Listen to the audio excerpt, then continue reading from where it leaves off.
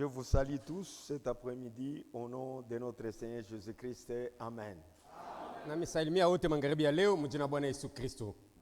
Soyez tous bénis de l'Éternel. Bote mbarikiwe na wa milele. Vous qui avez accompli sa loi ce matin. Mwenye kutimiza sheria yake asubuhi ya leo. La parole de Dieu n'est pas loin de nous. Neno ya Mungu haiko mbali nasi. Elle doit être mise en exécution au moment où on l'écoute. Tunapaswa kuitumikia wakati tu tunaisikia. Ce n'est pas pour demain, Sio ya kesho tena, c'est pour aujourd'hui même. lakini ni ya leo hii. Car il est dit Maana inasemewa aujourd'hui. leo. Si vous entendez ma voix, Ukisikia sauti yangu, ne retardez pas cela. usirudishe hiyo ile kesho. Mettez tout de suite en pratique. Paka pale unaisikia uitumikie. Nous sommes en train de parler sur le respect, Tunasemezea juu ya heshima, mais nous constatons que beaucoup de gens ne respectent pas ce que Dieu dit. lakini tunaona kusema bamingi baheshimie kile Mungu iko nasema. Dieu est plus grand que vos travaux. Mungu ni mkubwa zaidi ya makazi yenu. Il est plus grand que tous vos Ni programmes. mkubwa zaidi ya mipango yenu. C'est lui le gérant de notre vie. Ni yeye kiongozi, yani mhudumu wa maisha S'il ne te yetu. donne pas la force, Akikosa kukupa nguvu, le souffle de vie, pumzi ya uzima yake, tu ne feras rien dans la vie. maisha utafanya kitu. On doit respecter Dieu. Kumbe tunapasa kumheshimieni Mungu. Respecter Dieu, c'est respecter sa parole. Kuheshimia Mungu ni kuheshimia neno lake. C'est respecter le programme de Ni l'église. kuheshimia mpango wa kanisa. C'est respecter les heures de Ni culte. kuheshimia saa ya ibada. Tout ça fait partie du respect. Yote ni sehemu ya heshima. Si vous ne respectez pas ça, Kama auiheshimie hii, votre foi est vaine. imani yako ni bure. Et Dieu ne peut pas honorer de telles personnes. Na batu ba vile Mungu hawezi kubaheshimu. Mais dans le programme de Dieu, Lakini mu mpango wa Mungu, il y a beaucoup d'appelés, Mungu bakuitwa ba mingi, mais peu d'élus. lakini bateule kidogo. C'est ce qu'on doit comprendre aussi. Ni kile tunapaswa tena kuelewa. Mais nous, en tant qu'hommes, Lakini sie sawa batu avec les responsabilités que nous avons, na mziko tunao hapa, quand nous voyons les gens ne pas répondre massivement tukiona batu banakosa kujibia kwa mahitaji ya Mungu, à tout ce qui est programme de Dieu, kyote kenye kwa oroza ya Mungu, ça nous fait du mal. iko inaumiza moyo wetu, Ça nous donne de la tristesse. inatupatia huzuni. Nous crions, Tuko nasema mjangwa tu. nous parlons dans le désert. Iko sasa tuko nasema mjangwa tu. Parce que si quelqu'un crie dans le désert, Wakati mtu analalamika mjangwa, il n'aura pas de réponse. hata pata majibu mule. C'est un lieu qui est sec. Ni fazi yenye kuwa kavu. Il n'y a pas la vie dans le désert. Amna uzima mjangwa. Mais vous êtes des humains Mwe mko binadamu. en qui Dieu a donné la vie. Benye Mungu alipatia uzima wake. Il doit y avoir une profondeur qui doit répondre à la profondeur de la parole. Ndani mwenu mnapaswa kwa upana itaenda kujibia kwa upana wa neno ya Mungu. Et si vous n'agissez pas Na cela, kama ufanye vile, ça nous fait du mal. iko inaumiza moyo wetu. Comprenez nos émotions. Mvumilie tu maumivu tunapata. Comme chaque parent dans sa maison, Msa vile mzazi yote muyake nyumba. quand il parle toujours à ses enfants Wakati anaongea kila mara anabake batoto et qui n'agissent pas à ce que Dieu dit, na bale à ce que le papa dit, na batoto abafanye kile mzazi yabo anabambia. le papa aura mal. Mzazi ataumia moyoni. Je me souviens dans notre temps, Nakumbuka wakati yetu, quand on était encore des petits, wakati tulikuwa tungali badogo, quand le papa se fâchait contre nous, mzazi akitukasirikia il disait ceci. alianza kusemaga hivi, Même ceux qui ont mis au monde hata benye kuzala et ceux qui n'ont pas mis au na monde, benye abazali je ne vois pas la différence. sione po achanisho. C'est dire que vraiment le cœur est tellement touché. Iliamanisha kusema moyo wake uliguswa sana Et voir le nombre de prédications que nous donnons, na kuona bwingi ya mahubiri shahubiriwa hapa, le nombre de visites que nous avons, bwingi ya bageni bahubiri tu unapokea hapa, et que nous voyons toujours le même rythme. na kuona batu biko paka muhali ile ile tu, Ça nous donne du cœur. si inaleta huzuni moyoni. Si vous pouviez vous mettre à notre place, Kama mungeliweza kujiweka pa mafazi yetu, vous sentirez ce que nous na ressentons. mwe mulipasa kusikia kinye tuko nasikia sie. Un jour, Siku ingine quand les gens n'ont pas compris ce que Moïse faisait, wakati batu balikosa kuelewa kile Musa alikuwa anafanyaka, Moïse est allé se plaindre à Dieu. Musa alienda kumwambiaka Mungu. Et Dieu dit à Moïse, Mungu alimuonyesha Musa, attends un peu. ongojea kidogo, Je vais prendre l'esprit qui est à toi, sur toi. tabeba ile roho uko nayo Je vais le mettre sur ces gens qui ni vous avez. batwike yo bale batu uko Alors nabo, ils comprendront la charge que ni tu pale as. batasikia buzito ile uko nasikia, Ils se soumettront. batakuwa na kutii. Un jour, Dieu fera la même chose. Siku ingine Mungu atafanya sawa sawa. Ça nous fait... Tuletea huzuni. Aujourd'hui, on a commencé la prière. C'était à 10h35 je crois. Leo nadhania maombi ilianza na saa 4 na dakika Il 35. n'y avait personne ici. Palikuwa hapa yafika mtu hapa. C'est moi qui ai ouvert les portes. Ni mimi alifungula milango. C'est moi qui ai commencé à ouvrir les fenêtres. Ni mimi alianza kufungua madirisha. Mais je me demande, Sasa niko où najiuliza. passent les prédications que vous écoutez? Mahubiri mnasikiaka inaendaka wapi Vous faites kumbe? ça avec quoi? Unafanya nayo nini mahubiri?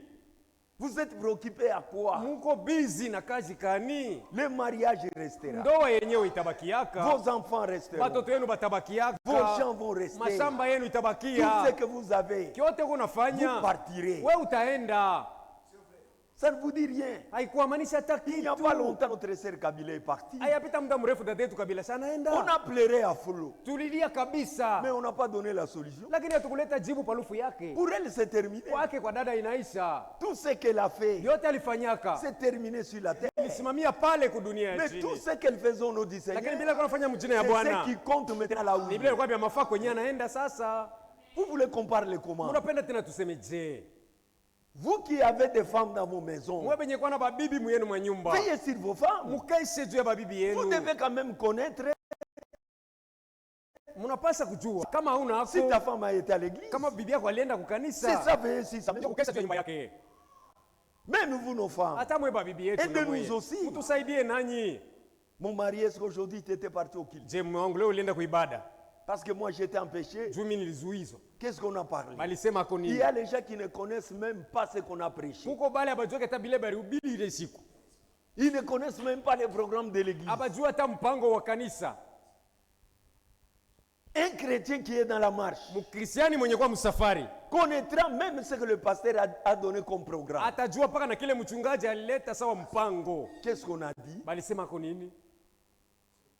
Mais il y a des gens, Kuko bengine nabo s'ils s'absentent, akilofwa c'est même tout son être qui est absent. ni bumuntu bwake bote bonesha lofwa.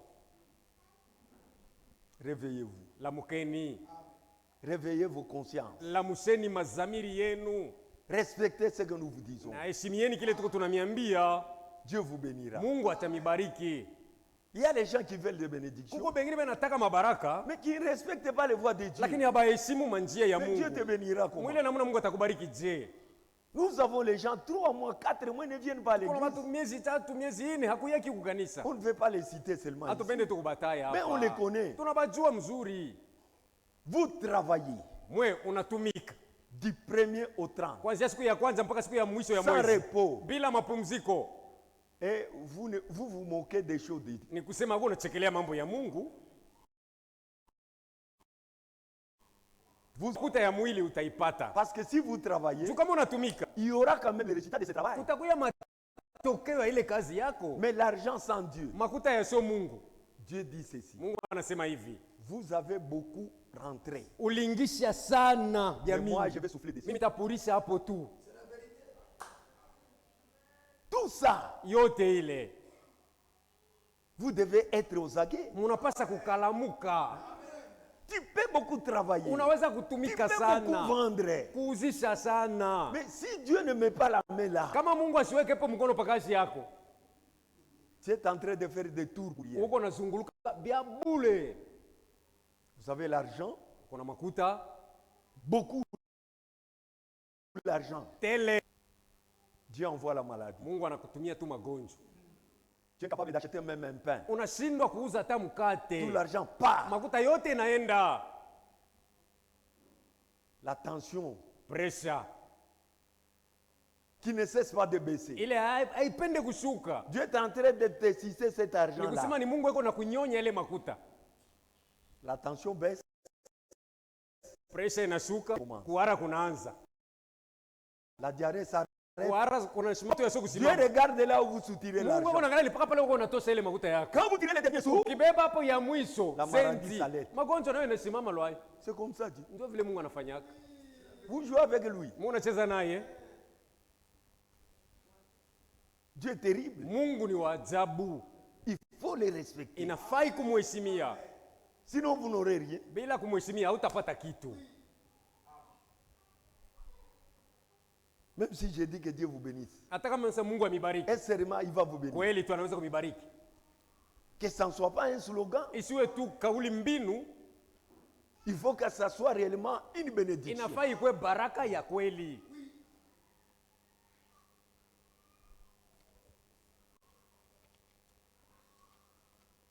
Ne nous pousse pas à penser autre chose. Mshaanze kutusukuma tuanze kuwaza mambo mengine. Comme qui dirait, Sawa vile inaanza kusema, nous travaillons en vain. ni kusema hii kazi tunafanya ya bure tu. Il n'y a pas de fruits que nous voulons voir. Hakuna matunda ile tuko tunaona. Vous les gens de Lualaba, Mweba kaji ya Lualaba. je vais vous dire une chose. Nataka kuniambia kitu kimoja. Ce n'est pas me vanter, Haina kujivuna mimi mais je vous dis la vérité. Niko naniambia ni kweli. Vous voyez le ministère que Dieu m'a donné. Mnaona huduma ambayo Mungu alinipatia butumishi huko. Partout où je prêche, Fazi yote nendaka kubiri. je suis envié. Bana nitamaniaka. Et on me dit, Na bana niambiaka, est-ce que les gens de ton église je batu ba mkanisa yako réalisent ce que Dieu t'a donné? basha vumbulaka kile Mungu ashakupatiaka? Je dis, je ne sais pas. Mimi nasema mimi sijue lwangu. Ce que je vous dis, c'est la vérité. Hiki niko namiambia ni kweli. Mais vous-même, Lakini mwebe yenye huduma yenu. vous ne faites de cela aucun cas. Amuishituke hata kuishituka kwenyewe. Dieu dit ceci. Mungu anasema hivi. Si vous ne respectez pas ce qu'il fait, Kama amuheshimie kile yeye Mungu anafanya, votre lampe s'éteindra. taa yako, lampi yako itazimika. Ça va s'éteindre. Itazimika. Dieu peut m'enlever d'ici Mungu anaweza kunitosha hapa et m'envoyer là où il a vu qu'il y a un besoin. na kunituma kule yeye Mungu anaona kusema kuko lazima. Parce que vous n'avez pas besoin de ce ministère. Jumwe muhitaji butumishi. Dieu va m'envoyer là où il y a les besoins de ce Mungu ministère. atanituma kule kuko hitaji hii butumishi. Et vous resterez comme ça. Mtabakia paka vile. Que Dieu bénisse, frère. Vous serez des malheureux. Mutakuwa banyonge. Ayez le discernement. Muwe na upambanuzi. Quand vous avez le discernement, Wakati mnakuwa na utambuzi, vous allez même respecter et protéger les dons que Dieu vous a. mutaheshimia na kukinga zawadi yenye Mungu asemipatiaka. C'est ce que Dieu fait Kile Mungu anafanyaka dans son royaume. muyake ufalme. Soyez prudents. Muwe berevu.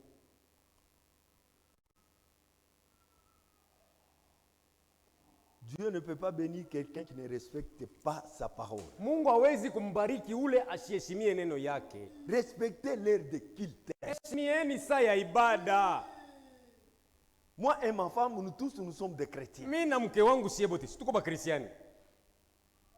S'il dit, Yeye akisema, non, je dois traîner mimi takawia yako, parce que je dois lessiver tes habits. mimi napaswa kufula manguo yako. Mais je vais lui dire, les laisser. Tamwambia acha kufula Ce sont hayo. mes habits à Ni moi. manguo yangu Mais mie. c'est à nous, au Uyache temple. twende mbele kuibada.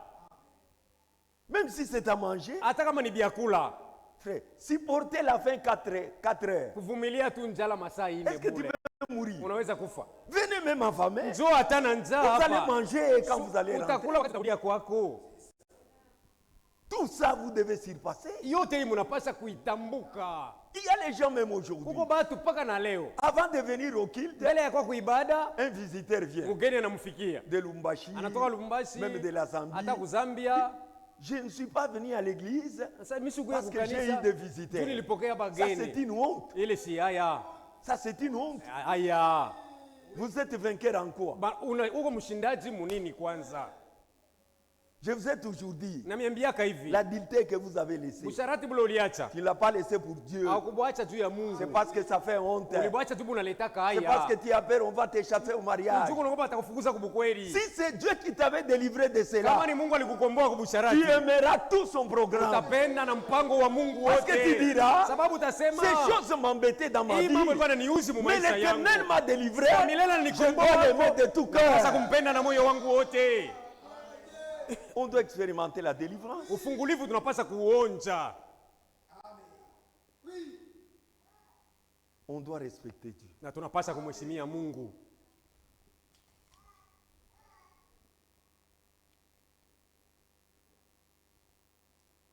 Lèvons-nous pour lire la parole. Tusimame ili tuisome neno ya Mungu.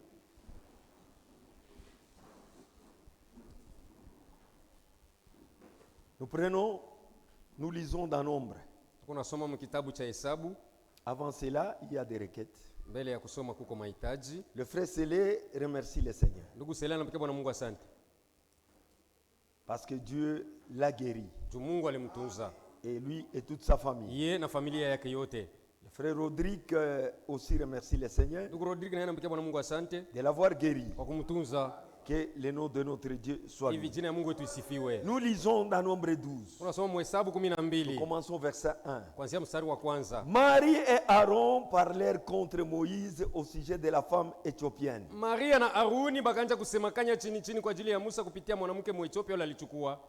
Car il avait pris une femme éthiopienne. Sababu alimooa mwanamke Mwethiopia. Et dit, Na balisema, est seulement par Moïse que l'Éternel part? je, wa milele anaweza kusema paka kwa njia ya Musa? N'est-ce pas aussi par nous qu'il part? Sina kwa njia yetu anaweza Et kusema? l'Éternel entendit. Wa milele akabasikia. Or Moïse était un homme fort patient. Bali Musa alikuwa mtu mvumilivu sana. Aucun homme sur la face de la terre. Munamuna hakuna tena mtu mwingine sawa yeye pa dunia. Soudain l'Éternel dit à Moïse Wakafula wa milele akamwambia Musa et à Aaron na et à Aruni Marie, na Maria, allez, vous trois, à la tente d'assignation. mwende mwe tatu pa hema ya mkusanyiko. Et ils y allèrent tous. Bote tatu bakaenda.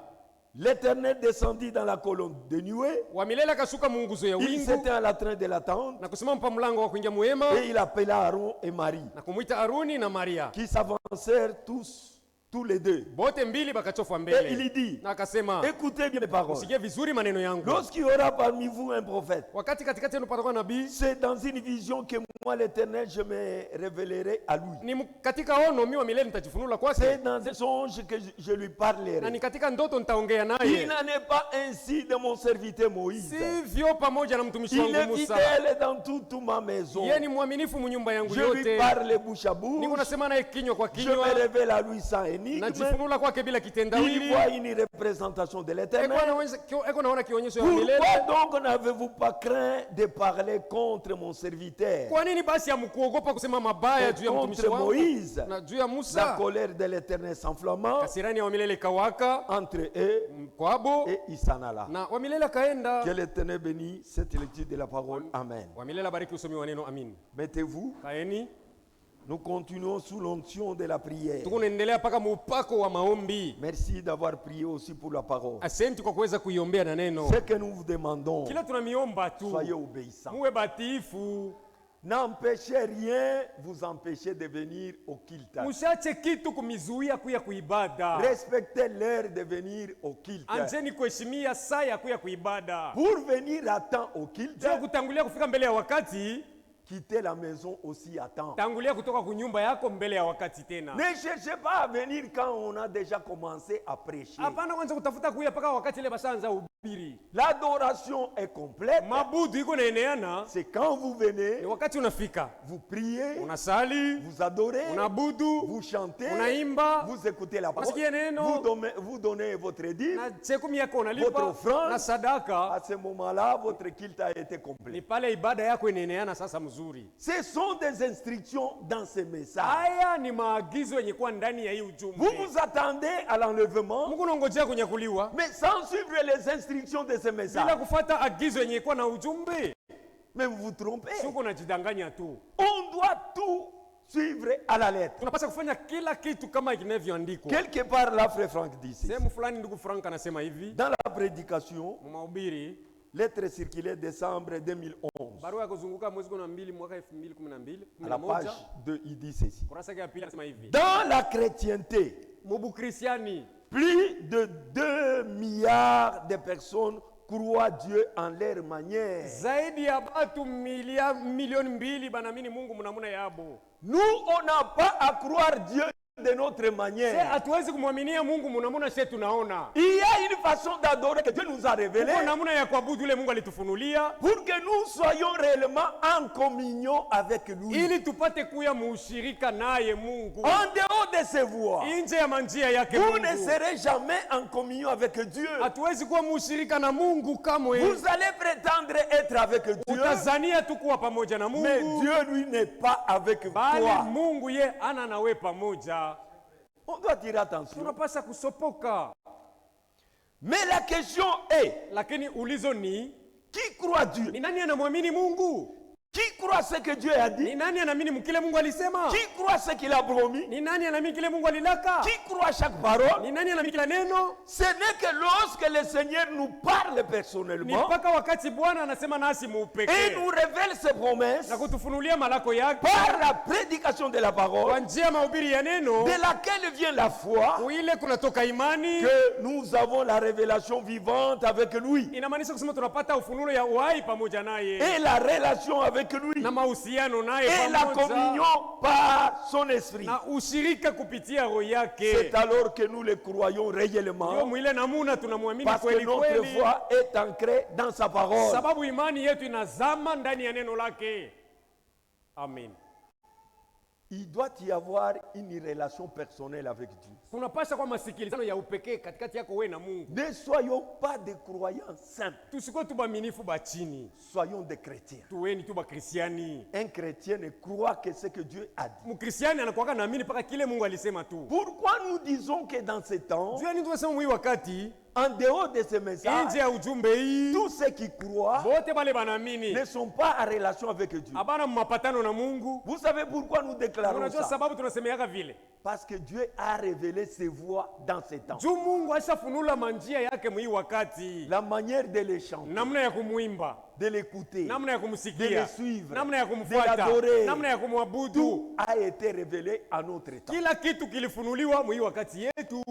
C'est pourquoi il y a une prédication qui dit Ndio maana kwa mahubiri mwe nasema rendre un service à Dieu en dehors de sa volonté. kumfanyia Mungu kazi lakini nje ya mapenzi yake. Et Dieu nous a révélé sa Na volonté. Mungu ashatufunulia mapenzi Et si yake, vous ne suivez pas cette na volonté, ukikosa kufuata ile mapenzi yake, vous ne serez jamais en communion avec Dieu. kamwe hawezi kuwa muushirika na Mungu. La prière fait partie du service de l'épouse en ces temps. Maombi ni sehemu ya kazi ya bibi harusi hii wakati.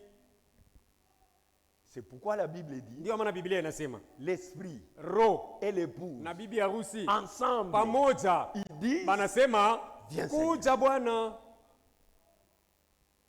on doit voir l'esprit de l'époux. Tunapaswa kuwa na roho ya ule bwana harusi. L'esprit de l'époux Roho ya bwana harusi nous pousse à connaître tout ce qui appartient à notre époux. iko inatushawishi kujua yeyote yenye kwa ya bwana harusi. Aucune femme dans la maison Hakuna hata bibi moya ne mnyumba peut pas connaître ce que son époux est. anaweza kukosa kujua kile bwana yake iko. Non. Hapana. Mais comment vous êtes l'épouse de Christ? Sasa je, wewe uko bibi harusi wa Vous Kristo, ignorez ce que votre époux est. haujui kile bwana yako iko?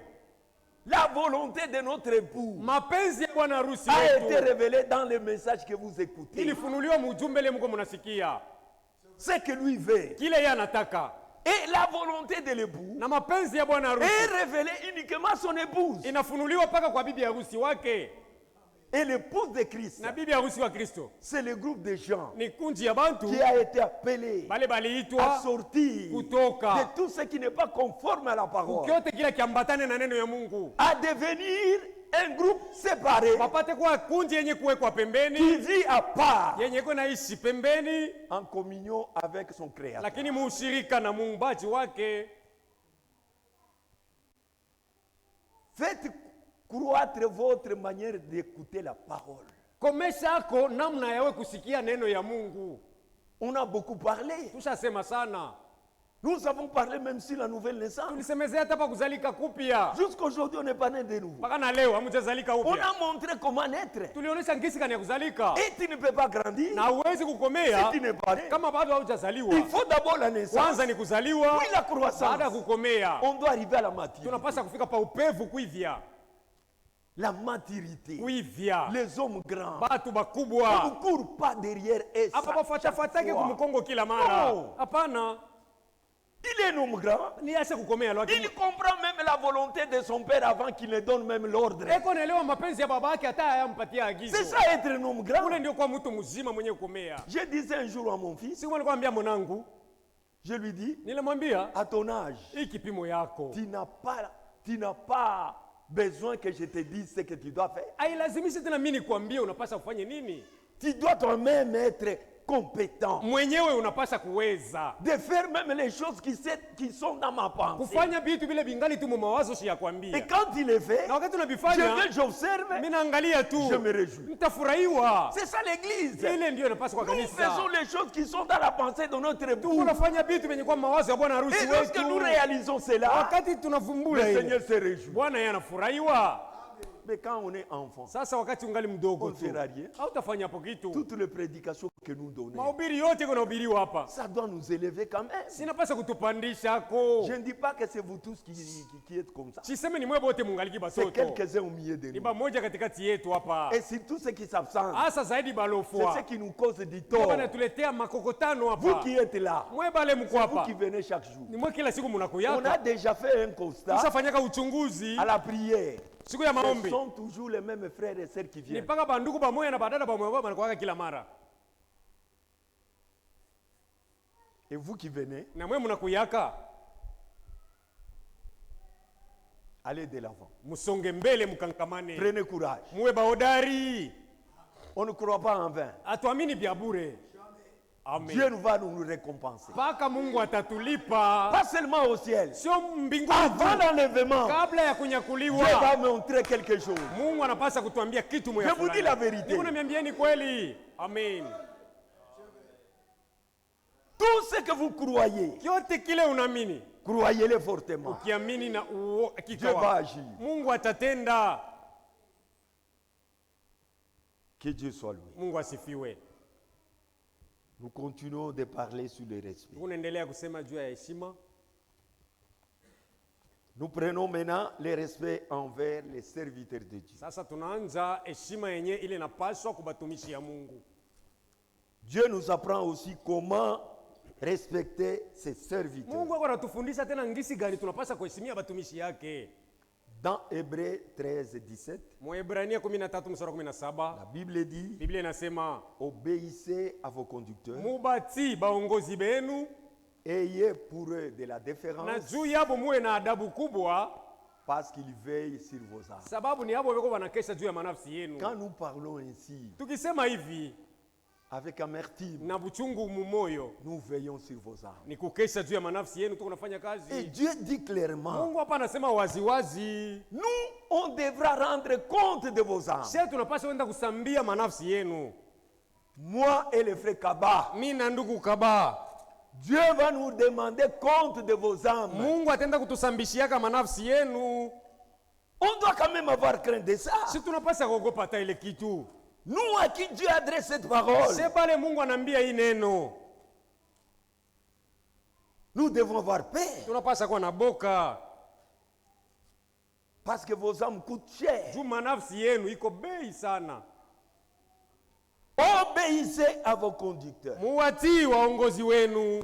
C'est Hébreux 13, 17. Mwaebrania 13 mstari wa Ayez 17. pour eux de la déférence. Na muwe na heshima kubwa juu yabo. Pourquoi vous devez nous Juu nini respecter? mnapaswa kutuheshimu? Parce que nous veillons sur vos âmes, Sababu tunakesha pa manafsi yenu, dont ils devront rendre compte, ile ambayo tutendaka kusambia. qu'il en soit ainsi, Ikuwe hivi. afin qu'ils le fassent avec Juu hapo joie baifanye na et furaha, non en na sio gémissant, na ce qui kunungunika. ne vous serait d'aucun avantage. Akikuwa natumika na kunungunika mtapatia amo.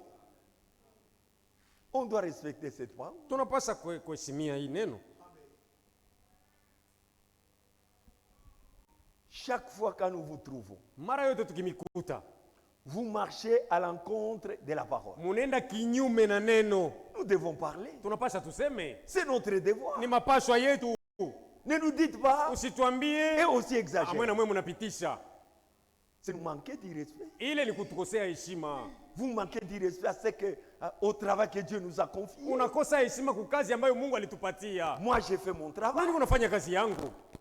Fais aussi le vôtre. Na wewe fanya ya kwako.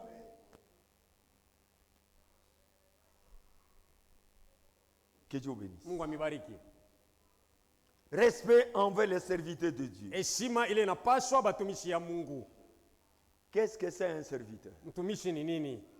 Il y a beaucoup de définitions à ça. Kwa maana mingi kabisa ya mtumishi. Mais ici, nous voulons nous focaliser sur les serviteurs de Dieu. Hapa sisi tunapenda kubakilia paka pa batumishi ya Mungu. Un serviteur, Mtumishi c'est un homme qui est au service d'un autre. ni ule kwa anafanya kazi ya mwingine Pour les représenter juu ya kwa pafazi yake ou pour défendre ses intérêts. wala juu ya kutetea mafaida ya mwenye kazi C'est yake. ça un serviteur. Ule ndio mtumishi, mfanyakazi. Il est un représentant de quelqu'un d'autre Ni mwakilishi wa mtu moya fulani pour les représenter, juu ya kwa pafazi yake pour défendre ses intérêts. wala kutetea mafaida yake ya mwenye Et il y a kazi. beaucoup de serviteurs. Na batumishi beko ba mingi. Il y a parfois dans la Bible, on prenait les esclaves au service des autres. Mara nyingine mbiblia walikuwa nabebaka batumwa mukazi ya batu bengine. C'est pourquoi Jésus disait, Ndio maana Yesu alikuwa anasema un serviteur n'est pas plus grand que son maître. mtumishi ashimshindie bwana yake alimweka mkazi. C'est dans le cadre des esclaves, Ni mambo inaangalia batumwa ceux qui servaient les honorables. bale balikuwa natumikia beheshimiwa, Ils étaient au service des autres. balikuwa mkazi ya batu bengine. Par exemple, ceux qui lavaient les pieds des Kwa visiteurs, mfano balikuwa naosha miguu ya c'était des bageni, serviteurs balikuwa ni batumishi au nabo service des autres. balikuwa mkazi ya batu bengine. Il y a aussi ceux qui servaient aux tables des Kwa rois balikuwa natumika kumeze pour bafalme, leur donner à kwa boire, kupatia leur donner à kunywa, manger. bapa chakula. C'était aussi des Nabo serviteurs. balikuwa ni bafanya kazi Et il y a batumishi. différents services Makazi kwa ya mingi ya pour des kuachana serviteurs. ya batumishi. Mais ici, nous voulons parler des serviteurs Hapa tunapenda tuseme pa qui batumishi sont les serviteurs de benye Dieu. kwa batumishi yake Mungu. Et dans l'Ancien Testament, Na mwagano la kale les serviteurs de Dieu batumishi ya Mungu qui étaient les prophètes, bale balikuwa manabii. on ne les appelait pas serviteurs de Dieu, Hapo na baita batumishi ya on Mungu. les appelait serviteurs de Balikuwa na l'Éternel. baita batumishi ya wa milele. Ils étaient au service de Balikuwa l'Éternel mkazi ya wa milele en tant que prophètes sawa manabii. dans l'Ancien Testament. Mwagano ya kale. Mais dans le Nouveau Asa Testament, mwagano jipya les huko. serviteurs de Dieu Batumishi ya Mungu sont appelés banaitwa les ministres de Dieu. bahubiri ya Mungu. Et ils ne sont pas serviteurs de l'Éternel. Abana batumishi wa milele Ils deviennent serviteurs de Dieu. banakuwa batumishi ya Mungu. Je ne sais pas pourquoi on a fait ces changements-là. Sijui nini bafanya ile Mais utofauti. comprenez que Mweleweni kusema pendant que l'Éternel était éternel, wakati wa milele alikuwa wa milele, il se manifestait dans les diverses formes. alikuwa anajionyesha mu maumbo ya Comme nous venons kuachana. de lire avec Moïse, Vile tunatoka kusoma na Musa, il parlait avec lui bouche à bouche. alikuwa anaongea na Musa kinywa na kinywa. Moïse voyait la représentation de Dieu devant lui Musa alikuwa anaona kionyesho ya Mungu mbele yake, sous une forme quelconque, muumbo moya fulani, afin de pouvoir sentir même sa présence. kusudi apate kuona na uwepo wake Il y avait Mungu. David qui était le serviteur de l'Éternel. Daudi naye alikuwa mtumishi wa milele, Salomon était serviteur de Sulemani l'Éternel. alikuwa mtumishi wa milele. Tous les hommes de Dieu que Dieu a utilisés, Wale bote batu yake Mungu qui alitumikishaka, étaient à son service, wale walikuwa mkazi on yake, les appelait serviteurs de l'Éternel. walikuwa naitwa batumishi ya wa milele. Et on leur devait du respect. Na bali bapashwa mpaka Parce heshima, qu'ils étaient les représentants de Dieu au peuple de Dieu. sababu bo balikuwa bakilishi ba Mungu kutaifa ya Mungu. Et nous allons descendre avec ça dans le Nouveau Testament. Sasa tushuke na hii mwagano jipya. Un homme de Dieu, Mtu wa Mungu il est au service de Dieu. eko mkazi ya Mungu, Et c'est Dieu lui-même qui a voulu ça. na ni Mungu mwenyewe alitaka bikuwe vile. Dieu pouvait faire le travail lui-même. Mungu aliweza kujitumikia tu yeye Ce n'est mwenyewe, pas qu'il manquait les gens. haina kusema alikosa batu. Il a toute une armée. Eko na jeshi kubwa, Les anges célestes ba malaika ya mbingu sont les armées de Dieu. ndio jeshi ya Mungu. Il y a les archanges, Kuko ba malaika il y a les bakubwa, séraphins, kunakuwa et maserafina il y a les anges na ordinaires. ba malaika Tous kawaida. ces groupes-là, Ile mankunji Dieu yote pouvait les utiliser Mungu pour aliweza le kubatumikisha salut de juu l'humanité. ya wokovu ya ulimwengu. Jésus-Christ, Yesu il Kristo était aussi serviteur de naye alikuwa l'Éternel. mtumishi wa milele, Il est venu pour accomplir le salut de l'humanité. alikuja kwa kutimiza wokovu ya ulimwengu. Il était un serviteur de Dieu. Alikuwa mtumishi wa Mungu Et Dieu l'a utilisé de cette na manière. Mungu alimtumikishaka mwile Et namuna. Dieu pouvait utiliser quiconque il voulait. Mungu aliweza kutumikisha yote alipenda. Il a pris des hommes, Alibeba batu il les a associés à son service à lui, en anabaunga kukazi yake ye, leur donnant des qualités, kupapatia maali, en leur donnant des compétences, kupapatia en leur viwango, donnant des connaissances kupapatia ufahamu et des sagesses na pour hekima son œuvre. kwa ajili ya kazi C'est yake Dieu qui ye. le fait. Ni Mungu ako Il naifanya, prend qui il veut anabeba ule anataka, et il continue à faire cela même eko aujourd'hui. anaendelea kufanya vile mpaka na leo. Ils sont serviteurs de Dieu Batumishi ya Mungu parce que Dieu a fait de ses juu serviteurs. Mungu alibafanya kuwa bafanya kazi yake. Ici, dans le respect, Umu mahubiri inaitwa heshima, à la page 10, kurasa 10. Frère Branham dit ceci, Ndugu Bwana anasema hivi, paragraphe 53. aya yake 53.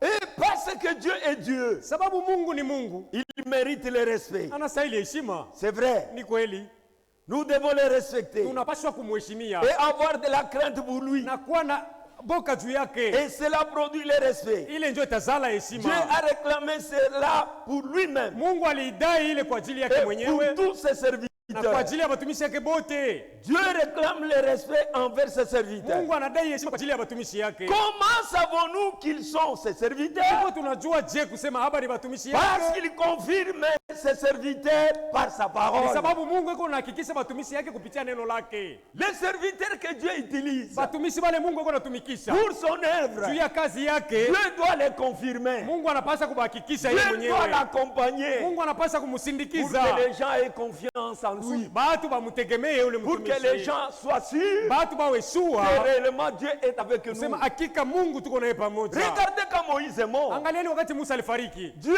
a soulevé Josué. Mungu alimuinua Yoshua. Et quand Josué s'est levé Na wakati Yoshua aliinuka pour servir le juu ya Seigneur, kumtumikia wa milele, Dieu a dit ceci: Mungu alisema hivi, je vais commencer à t'élever devant ce peuple taanza kukuinua kukupandisha we mbele ya haba batu, pour qu'ils aient la même confiance juu bawe na tumaini ile ile qu'ils avaient en Moïse. alikuwa nayo ndani ya Moi, Musa. Dieu, Mi qui Mungu t'a suscité, ule alikula je vais Musa t'élever devant ce na peuple. kupandisha mbele yabo. C'est-à-dire Ni quoi? kusema nini? Il fera que Atafanya mnamna Josué Yoshua reçoive la confiance de ce peuple apokee matumaini kutoka kwa mataifa, en soutenant son ministère, kushikamanisha huduma yake, en lui donnant la confiance kumupatia matumaini pour que les gens soient sûrs ili batu bawe na que uhakika. même si Moïse n'est Sema, pas hata là, kama Musa hayupo, nous avons une autre kuna personne mtu mwingine qui fera la même chose que Moïse. ule atafanya kazi sawa ya Musa. Quand Dieu envoie sa personne, Wakati Mungu anamtuma mtu c'est wake, lui-même qui donne la confiance à cette personne. ni yeye peke Mungu yuko anaweka matumaini ndani ya ule mtu. Et le prophète dit ceci: Na nabii anasema hivi, Dieu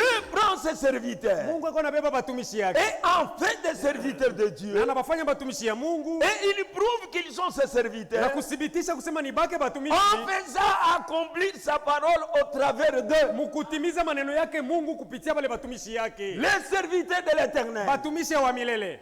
Dieu accomplissait la parole au moyen de ses œuvres Mungu alikuwa anatimiza maneno yake kupitia makazi yake kupitia watumishi par wale, ces gens-là. kwa njia wale batu. Quand la parole de Dieu venait, Wakati neno ya Mungu ilianza kuya, ces gens-là prononçaient la parole, wale watumishi walianza kuisema. mais Dieu venait valoriser Mungu alikuwa anaweka bei, anaweka la kusema. personne qui a prononcé la Ule parole mtu alisema ile neno en confirmant cette parole. kuihakikisha neno yenyewe aliyoisema. C'est-à-dire Ni quoi? kusema nini? La parole devenait réalité. Neno inaonekana wazi. Et quand les gens voyaient Na cela, wakati watu wanaiona, la confiance augmentait en eux matumaini ilianza kuongezeka ndani mwao. vis-à-vis de cet homme qui s'est présenté devant Mbele eux ya ule mtu Mungu alipapatia comme étant sawa serviteur. mtumishi wake, Parce qu'il est au service de qui? De Dieu. sababu yuko mkazi ya nani? Ya Mungu. Être serviteur, Kuwa mtumishi c'est être au service de ni Dieu. kufanya kazi ya Mungu. Et quand tu es au service de Na wakati Dieu, unafanya kazi ya Mungu, Dieu va t'accompagner Mungu amtenda naye dans tout ce pamoja. que tu fais Kile kitu pour que tunafanya les gens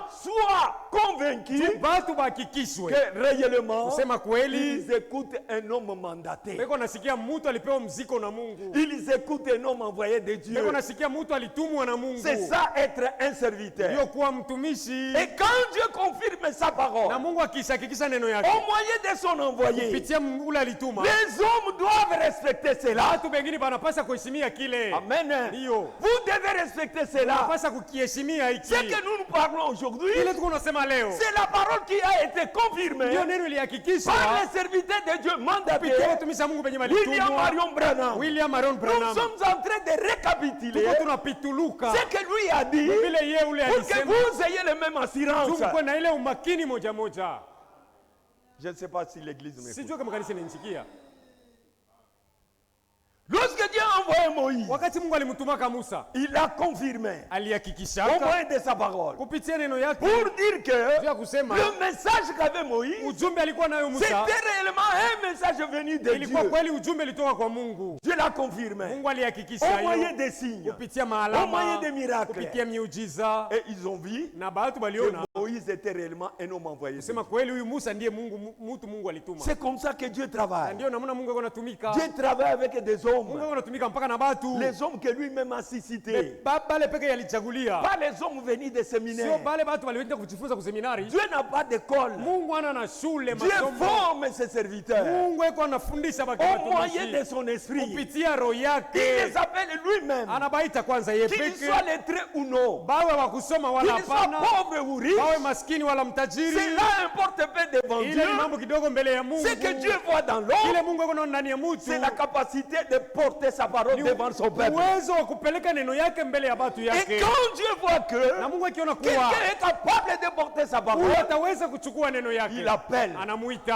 et il le confirme. na Il anamhakikisha, lui donne quelque chose anamupa kitu pour son peuple. juu ya taifa Et yake. quand il Na part, wakati kunaenda les gens sentiront batu que batasikia réellement, kusema ça, ce hakika ne sont pas les paroles d'un homme. haya sio maneno ya mwanadamu, C'est Dieu qui parle. ni Mungu yuko anasema hapa. Alléluia. Ndio Les jours où Jésus prêchait, siku Yesu alikuwa anahubiri, pendant qu'on voulait l'arrêter, wakati balipendaka les kumubamba, pharisiens ont envoyé les gens, bafarisayo balitumaka batu les huissiers de l'église bale bafanya kazi ya kukanisa et quelques membres na là bana maimba fulani pour l'arrêter. tubende bamubambe Ils Yesu. l'ont trouvé en train de prêcher. Balimkuta Yesu yuko anahubiri, Et ils ont dit, banasema par respect, kwa heshima tu attendons qu'il termine la prédication. tuvumilieni tuaishe kuhubiri huyu. Et ils étaient tous là, Bote balikuwa pale en train d'écouter ce que Jésus parlait. beko banasikia kile Yesu alikuwa anasemaka, Ils ont été émerveillés, balishangaishwa, ils étaient convaincus, balihakikishwa, ils sont partis banatoka banaenda sans Jésus. bila Yesu.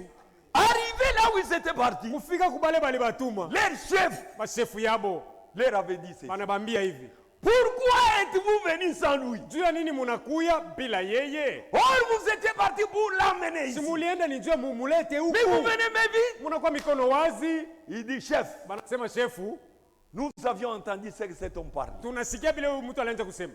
Vraiment. Kweli Jamais homme n'a parlé comme cet homme. kamwe hakuna ule anasemaka sawa huyu mtu ule. Frère, Banduku, quand un homme est envoyé de wakati Dieu, mtu anatumwa na Mungu, vous le sentirez au moyen de ce qu'il vous parle. utasikia tu paka kupitia msemeyo wake. Parce que les paroles de Dieu Maneno ya Mungu ne sont pas les paroles des sio hommes. maneno ya mwanadamu. Et l'homme que Dieu a Na envoyé mtu ule Mungu anatuma ne fera jamais de compromis avec la parole. hawezi kufanya kitu kinyume na neno ya Mungu. Il dira, Atasema si ça blesse, kama ça va inaumiza, blesser. itaumiza La tu. parole Neno elle-même, yenyewe c'est un médicament. ni dawa, Ça va bander les plaies. itabandika kilonda. Amen. Jamais homme n'a parlé comme cet homme. Hakuna mtu ashasemaka saa ule. Tout envoyé de Dieu, Mtumwa wote wa Mungu, Dieu le confirme Mungu eko namhakikisha par sa parole. na neno lake, Et c'était comme ça. na ilikuwa hivile. Et il y a beaucoup des hommes qui ont été envoyés. Na kuko batu mingi balitumwa. Je vous donne les versets, je ne lis pas. Na mipa tu maandiko sitasoma. Prenez Exode chapitre 7, Mubebe Kutoka sura 7 au verset 16. mstari wa 16. Moïse a été envoyé. Musa alitumwa. Nombre 16 et 28. Hesabu 16 mstari wa 18. C'est toujours Moïse. Mpaka Musa. 1 Samuel 15 au verset 1. Barua ya kwanza Samueli mstari 15 mstari wa kwanza. Jérémie 25, Yeremia 25 4. mstari wa 4. Esaïe 40, Isaya 40 3. mstari wa 3. Matthieu 10, Matayo 10 40. mstari wa 40. Luc 10, Luka 10 16. mstari wa 16. Ça, ce sont des versets que j'ai prélevés Haya ni maandiko nilichukua tu pour vous montrer l'envoi de Dieu et l'envoi des hommes par Dieu. juu ya kumiambia batu bale Mungu alituma. Et lorsque les gens Na wakati batu ne reconnaissent pas banakosa kuvumbula ce que Dieu fait au travers de ces hommes-là, kile Mungu eko nafanya na bale batu alituma, leur désobéissance ne sera pas sans conséquence. kutokutii kwabo hakutaweza kusamehewa.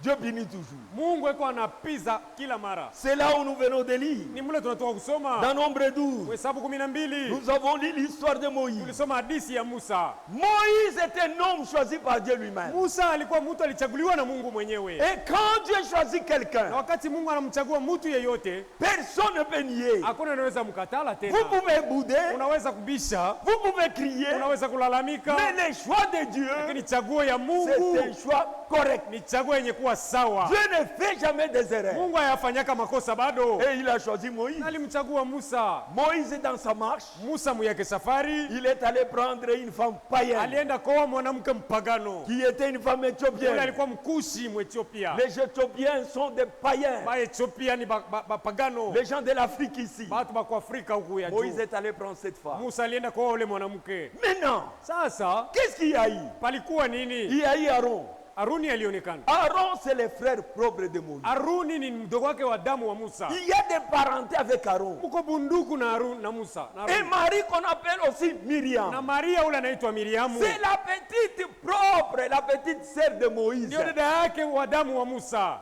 C'est elle qui l'avait même suivi pendant qu'on l'avait mis sur la mer. Ni yeye alienda kumchunguza Musa wakati balimwekaka pa maji. Quand on a tissé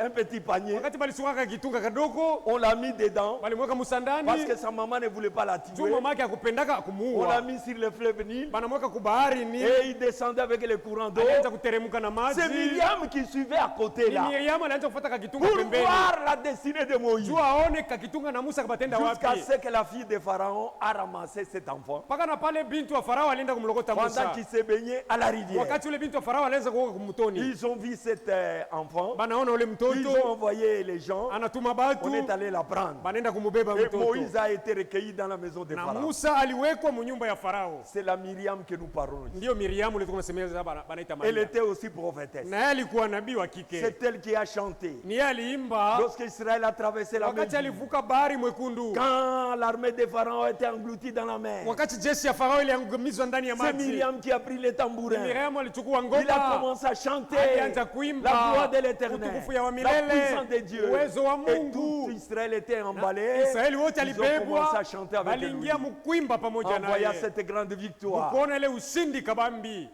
C'est pourquoi, frère, Ndio maana banduku, tu peux marcher aujourd'hui bien. unaweza leo kutembea kwa mzuri, Peut-être demain, ça n'ira pas. pengine kesho abiendeke tena. Vous devez tirer attention. Unapaswa kusopoka. La même Myriam Huyu Miriam moja qui moja applaudit Moïse, ule alishangilia c'est la Musa, même Myriam ndio Miriam qui a tena critiqué son frère. alimsimanga ndugu yake.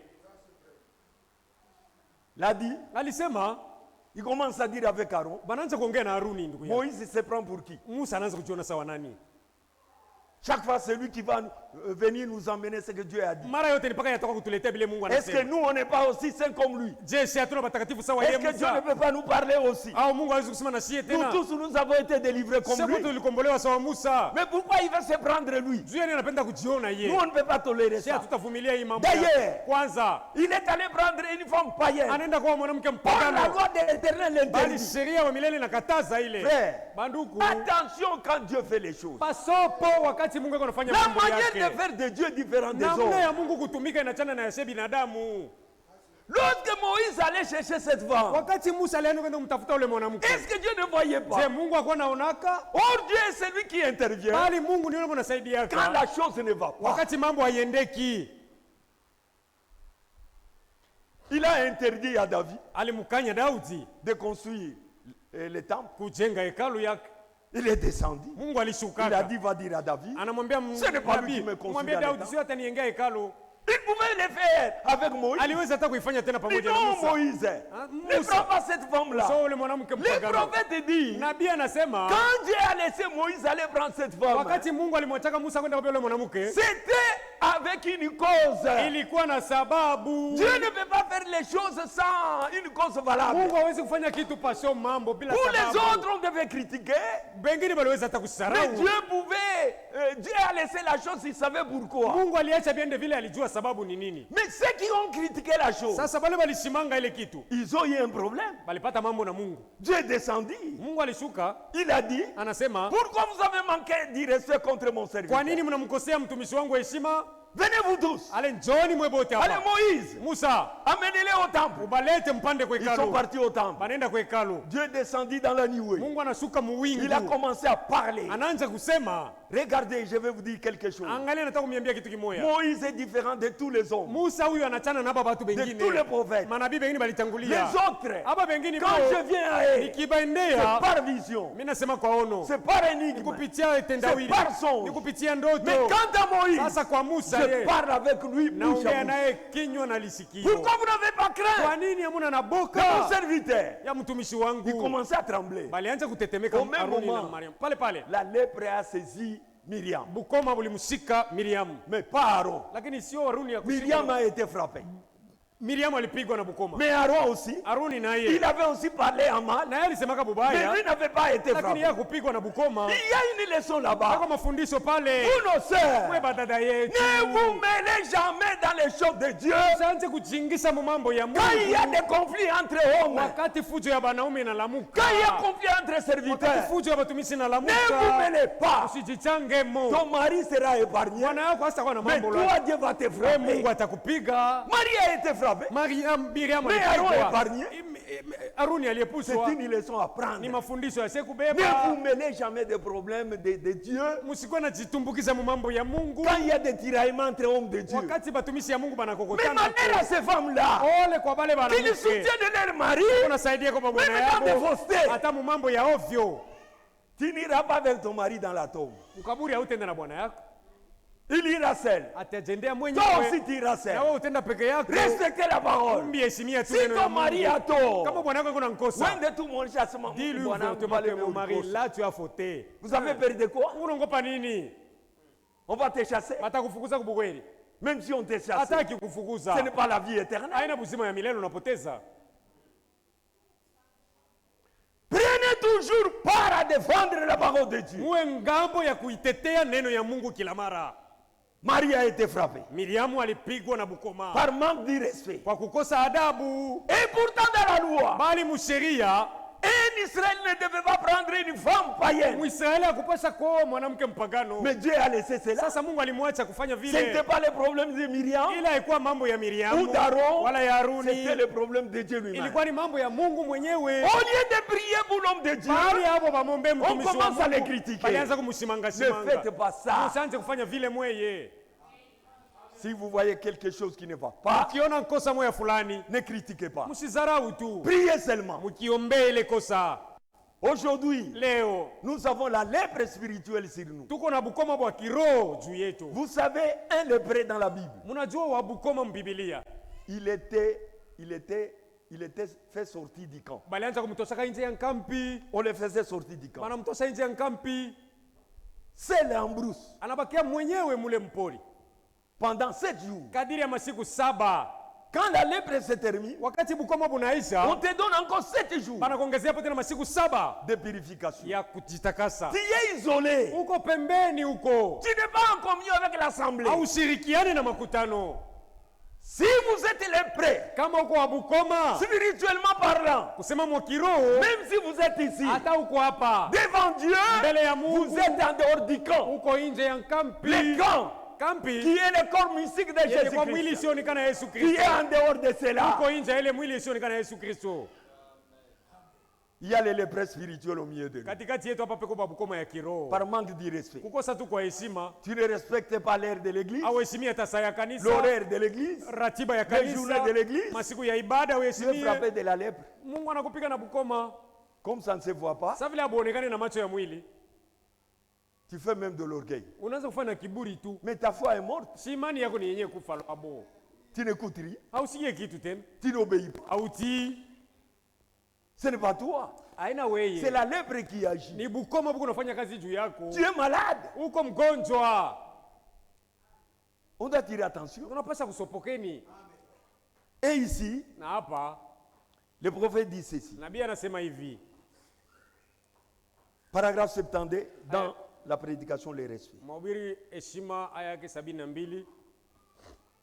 Et nous voyons qu'un jour, Na tunaona sasa siku moja même Marie, une prophétesse, hata Miriam nabii, et Aaron, le souverain sacrificateur, Aruni mkuhani mkuu, se moquèrent de la femme de Moïse. bali mchekelea mke wa Parce qu'elle Musa était éthiopienne. sababu alikuwa mkushi. Ils pensaient, Alikuwa anazani, n'y avait-il pas assez de femmes anasema je, huku kwetu kwa banamuke à marier dans notre propres groupes, baeko mwinkunji yetu sans avoir besoin d'aller là-bas bila kuhitaji kwenda kwa et Ethiopia d'épouser cette femme. na kumwoa ule mwanamke. Ce n'était pas le choix de Moïse. Ile haikuwa chaguo ya Musa. C'était le choix de Dieu Amen, ilikuwa ni chaguo ya pour Mungu Moïse. kwa ajili ya Musa. Lorsqu'il se moquait de cela, Wakati waliziaki ile mambo, cela mit Dieu tellement en colère mkasirisha Mungu sana, qu'il le frappa de lèvres. akampika Miriamu na La bukoma. prophétesse, Ule nabii, la sœur même de Moïse. dada yake wa damu ya Que Musa. pensez-vous de cela? Pale mambo mnaona nini? Elle, Ye, une prophétesse, nabii. mais qu'avait-elle fait? Sasa alifanyaka hapo tu nini? Elle se moquait et montrait ainsi de l'irrévérence pour le messager de Ni Dieu. sababu alizarau na kuonesha kutokuwa na heshima mbele ya mtumishi wa Mungu. Alléluia. Amen.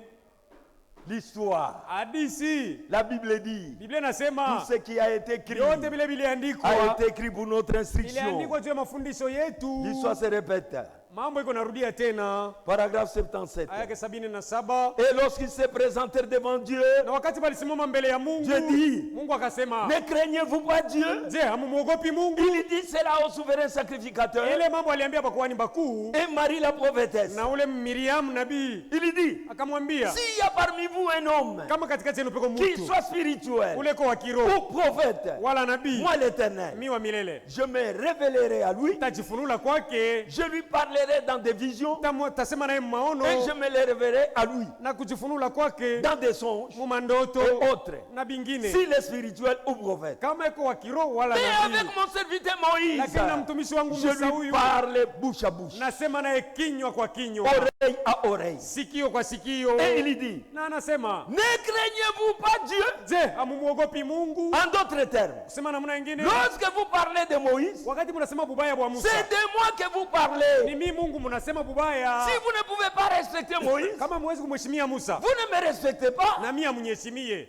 N'ai-je pas prouvé cela? jo, N'ai-je pas prouvé cela je, hii mambo sikuyeweka wazi parmi vous katikati qui yenu? est mon serviteur? Kusema yeye Musa ni mtumishi wangu, Et vous, vous ne le témoignez aucun respect. lakini mwamuonyesha hata heshima moya, Le respect des serviteurs. heshima ya batumishi yake. Le dimanche, nous verrons Jumapili tutaona le respect du message que nous avons. heshima ya ujumbe ile tulipokea. Mais écoutons d'abord ça. Kwanza tutangulie kusikia heshima ya Ça va batumishi vous yangu. aider. Itamisaidia.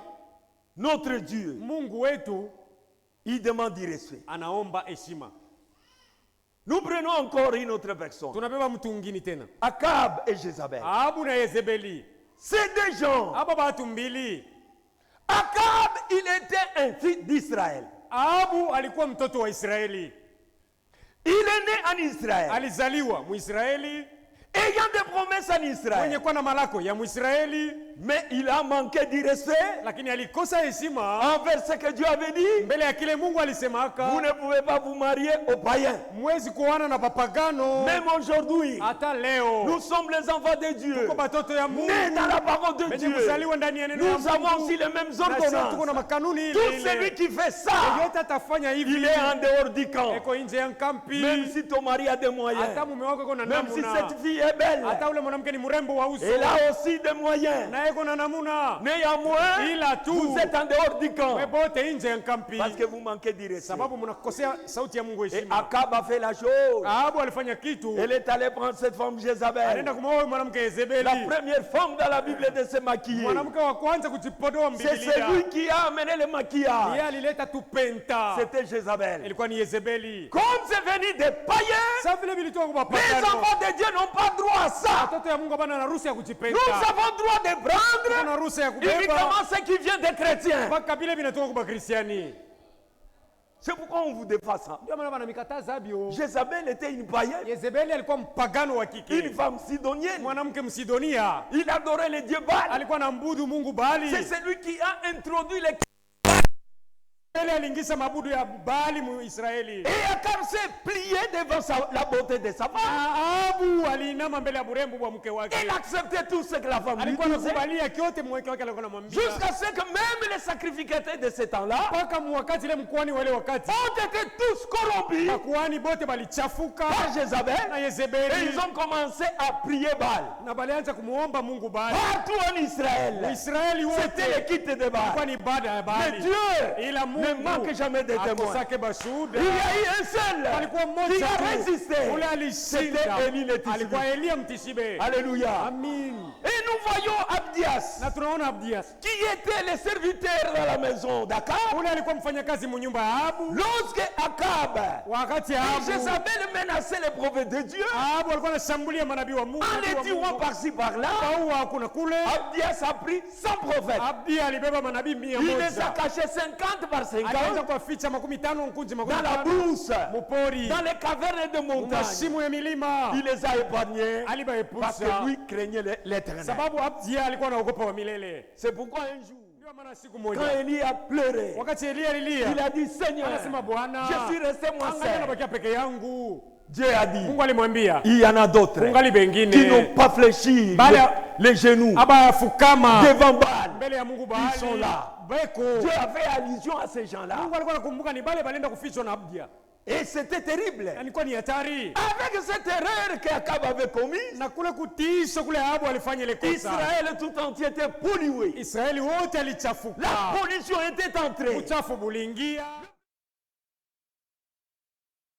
Ils mangeaient à la table d'Akab. Wote balianza kula kumeza ya Et Ahabu. Jézabel leur fixait les salaires. Zebeli alikuwa anapapa À mshahara. cause de la Kwa ajili nourriture, ya chakula ils walikuwa ont wanakula. oublié la loi de l'Éternel. Wanasababu na torati ya Et comme Dieu wamilele. ne dort Sasa vile jamais, Mungu alalaki. il a réveillé l'esprit d'Élie. Aliamsha roho ya Il Eli. dit, allez maintenant, Anasema nenda allez sasa. prophétiser. Nenda utabiri. Il est venu avec la parole. Alikuja na neno. Mais ainsi dit le Seigneur. Ndivyo Bwana anasema. À ce temps Ile d'Akab, wakati ya Ahabu. il a prononcé cela. Alitamka ile neno Akab Elia. s'était fâché. Ahabu alikasirika. Jézabel était fâché. Yezebeli alikasirika. Néanmoins, Ila tu l'homme de Dieu mtumishi wa a Mungu gardé la parole. alichunga neno ya Que Mungu. vous fassiez ou pas, Pende wala la parole de Dieu reste la neno ya parole. Mungu inabakia ile Elle ile. aidera qui il veut, Itamsaidia mwenye elle anataka. détruira ceux qui ne Itaharibu voudront wenye wale pas. hawatataka. C'est comme ça que Dieu travaille. Ndivyo Mungu yuko natumika.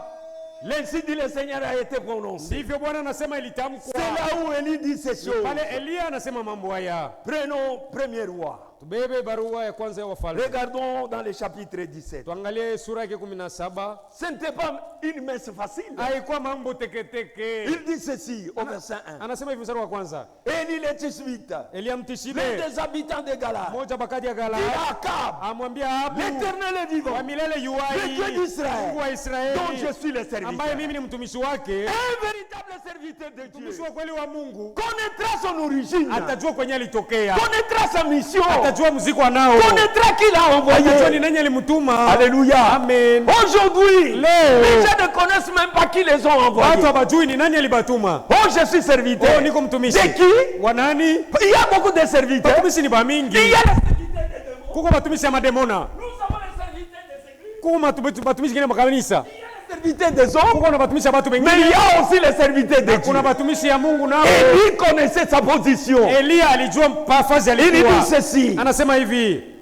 L'Éternel est vivant. Wa milele yu ai. Le Dieu d'Israël, Mungu wa Israeli. dont je suis le Ambaye serviteur. mimi ni mtumishi wake. Il n'y aura ces années Hakutakuwa miaka hii ni rosée, wala umande Ni pluie. wala mvua sinon, isipokuwa Ama kwa parole. neno langu. Alléluia. Stop. Quand Dieu envoie quelqu'un, Wakati Mungu anamtuma mtu, cet homme est sûr de lui-même. mtu yuko sure na Il kile est sûr de son sure ministère. na huduma yake. Il ne peut craindre personne. Hawezi kuogopa mtu yeyote. Élie est allé attaquer les rois. Elia alienda kumshambulia mfalme. C'est celui qui était le fauteur. Ndiye alikuwa mwenye makosa C'est mfalme. celui qui avait entré toutes les choses mauvaises en Israël. Mfalme aliingiza vitu vyote vibaya Israeli. Et il a dit, Na Elia alisema, ces années, miaka hii il n'y aura ni pluie, hakutakuwa wala mvua ni rosée. wala umande. Il n'a pas dit, Hakusema ainsi dit le ndivyo Seigneur. Bwana anasema. Mais il a dit, Elia à alisema, ma parole, isipokuwa moi le neno langu, prophète. mimi na Quand Dieu envoie un prophète, Akimtuma na la watu parole de Dieu neno ya dans la Mungu, bouche du prophète, kinywa na c'est la nabii, vérité. inabakia kweli. À ma parole à moi. Isipokuwa tu neno langu mimi Elia. Et il est parti. Na Elia anaondoka nenda. Frère, Bandugu, quand Dieu prononce une sentence, Mungu akisakata mambo, les années peuvent passer. miaka inaweza kupita. Le mois peut passer. miezi inaweza kupita, Mais la parole de Dieu ila neno ya Mungu hayo demeure éternellement. inadumu milele. Et il finira toujours Mwisho yote par accomplir le itatimilika pourquoi de son envoi. miza sababu ilitumwa ile C'est neno. pourquoi il est dit, Ndio maana la inasemewa parole de Dieu neno ya Mungu ne retourne pas à Dieu haiwezi kurudia kwa Mungu sans effet. bila kufanya kazi Elle doit iliyotumwa. accomplir. Inapasha itumike. Si Dieu envoie la parole de la guérison, Mungu anatuma neno ya matunzo. il doit guérir les gens. Ceux qui auront la foi Watakuwa na seront imani, guéris. watatunzwa. Si c'est la parole du salut, Neno ya wokovu, ceux qui auront la foi watakuwa na imani, seront sauvés. wataokolewa. C'est ce que Dieu fait. Ni kile Mungu anakuwa anafanyaka. Les années sont passées. Miaka ilipita, Ils ont commencé à voir balianza kuona la crise. ukiwa, kipwa, La pluie mvua a cessé. ilisimama ikunyesha. La rosée Umande a cessé. ulikatika. La sécheresse Ukiwa, a pris la branche. kipwa kinatawala. Les herbes Majani séchées. inakauka. Les arbres Miti séchés. inakauka. Les rivières Mito séchées. inakauka. Tout Vyote était devenu crise. vilikosewa. Les animaux, Banyama Mure. bananza kufakanya. les hommes, Batu Mure. bananza les kufakanya. bébés, Watoto Mure. bananza kufakanya. C'était terrible. Ilikuwa ni hatari. Jézabel a dit, Yezebeli anasema quel est ce Dieu que tu prêches toi? ni Mungu gani unahubiri wewe? Un Dieu qui n'a pas pitié des enfants qui meurent. Mungu ana na huruma ya watoto wale Un Dieu qui n'a wanakufa. pas pitié des hommes qui meurent. Mungu ana na huruma ya watu wanaokufa. Dieu n'aura pitié ataonea qu'à huruma. ceux qui gardent sa Wale parole. wanachunga Si neno vous ne lake. gardez pas la parole, Uichunge point neno. de pitié à Hakuna Dieu. huruma ya Mungu kwako.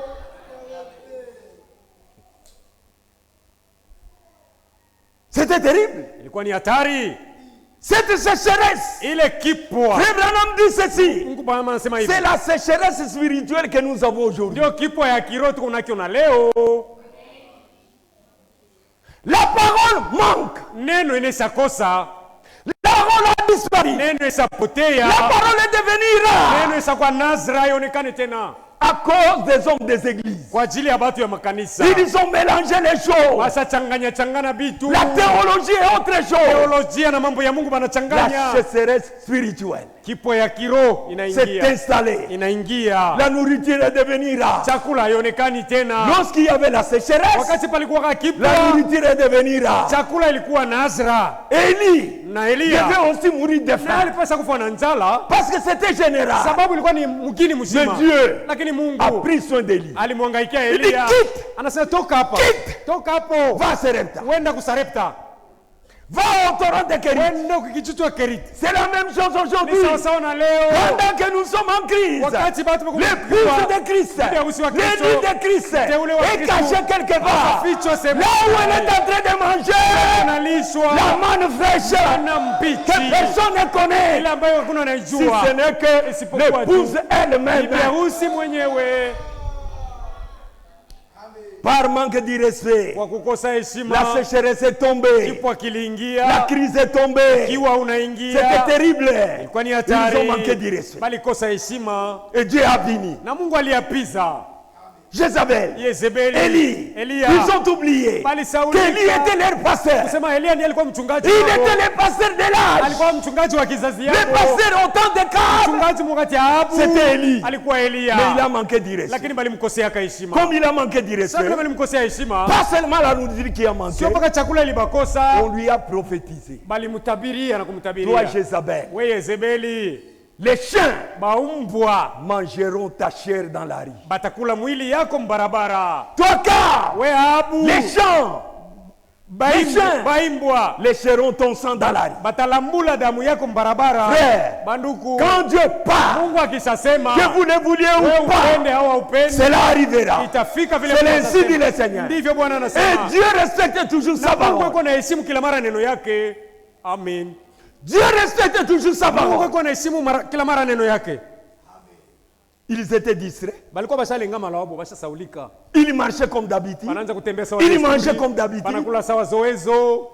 Ils jouaient comme d'habitude. Walikuwa wanafurahiwa sawa zoezo. Pendant qu'ils faisaient ça, Wakati wale wanafanya vile, un conseil était déjà au ciel. kikao kilikuwa mbinguni. Dieu est en train de chercher un moyen Anaanza kutafuta namuna pour que la parole de son prophète kusudi neno ya nabii wake puisse avoir son accomplissement. ipate kutimilika. Dieu est tenu de respecter le travail de ce prophète. Mungu anapaswa kuheshimu makazi ya manabii yake.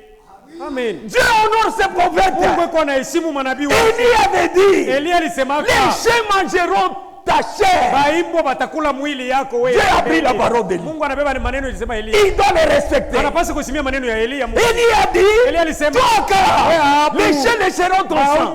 Dieu a pris la parole d'Élie. Mungu anabeba maneno ya Il Elia. commence à attendre le moment. Mungu anaanza kungojea wakati. C'est pourquoi Ndio maana tu peux faire le péché aujourd'hui unaweza kutola leo comme s'il n'y a rien. Sasa vile hakuna Tu mambo, continues à nager dans le unaendelea péché kuogelea comme s'il n'y a mzambi. rien. Sasa vile Au hakuna mambo, ciel, mbinguni un conseil est en train d'être. kikao kiko inafanikana ya shauri. Attention, Hapa sopo. Dieu, Mungu il est riche eko mtajiri, dans la bonté, mwema, lent mzito, dans la colère. kasirani. On va continuer le dimanche. Tutaendelea ni Jumapili. Les respects. Heshima. On doit parler sur les respects Unapaswa kusema juu ya heshima d'Élisée. ya Elisha. Élisée, Elisha, les gens l'ont manqué du respect. baatu balimkoseaka heshima. Lorsqu'Élie Wakati Elia était enlevé, alinyakuliwa mbinguni, lui est rentré triste. ye Elisha alikuwa anarudia na huzuni. Son maître était parti. Maana mwalimu wake anaenda, Il est rentré triste. Elisha alikuwa anarudia na huzuni. Les enfants commencent à se moquer de lui. Batu balianza kumchekelea Elisha, wanamzomea. Unakiona sasa, Wamena, unaanza kuifia Eli, ça c'est quoi? tu te vantes où Angalia Eli Dibala. Hein? kweli. Ah.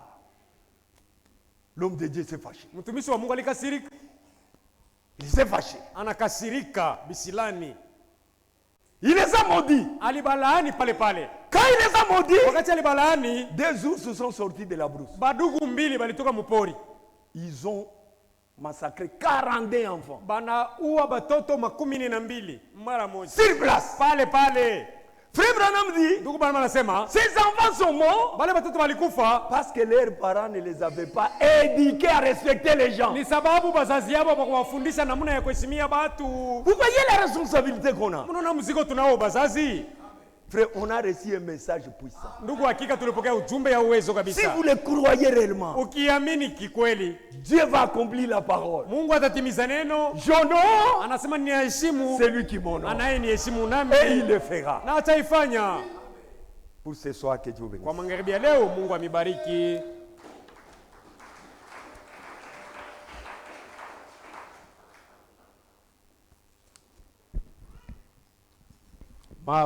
Mapendezi ya dunia si ya tamani tena, ninaacha yote, Yesu wangu nifanane kweli, nifanane,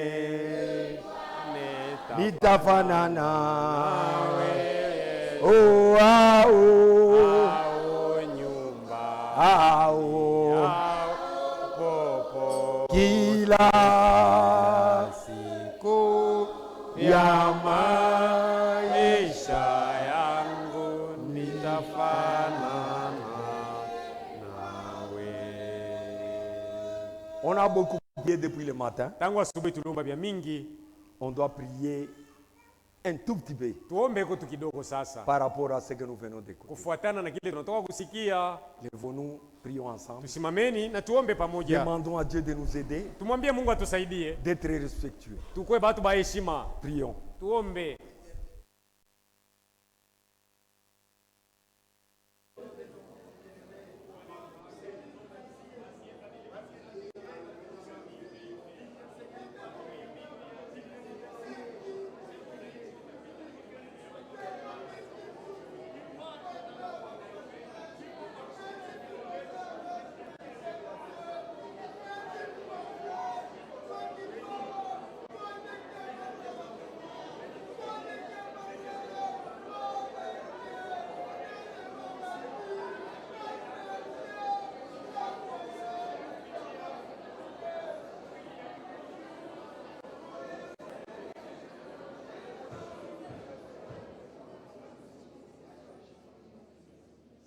Si Bwana asante Tu as permis que nous venions dans ta présence. Uliruhusu tuwe mwepo wako. Toi, tu n'as jamais renvoyé les gens vides. Uyarudisha mtu bule. Équipe-nous, Seigneur. Utupambe Bwana. C'est dont nous avons besoin, Kile tunahitaji que tu sois dans notre vie. ni kusema uwe maisha yetu. Que nous soyons des hommes honorables. Tuwe batu beheshimiwa. Qui doivent reconnaître, Seigneur, Bale banapasa kutambua Bwana et respecter ce que tu es en train de faire. na kuheshimu kile ungali unafanya. Bénis chaque âme qui était présente. Bariki kila nafsi ilikuwa hapa. Bénis notre sortie. Bariki kutoka kwetu. Si tu nous donnais un demain, Kitungezea tena kesho. nous te louerons encore, Seigneur. Tutakusifu tena Bwana. Sois avec nous. Uwe nasi. Bénis toute l'Église. Bariki makutano Au nom de yote. Saint Jésus-Christ. Mjina Bwana Yesu Kristo. Amen. Amen. Allons dans la petite. Twende msalama yake Bwana.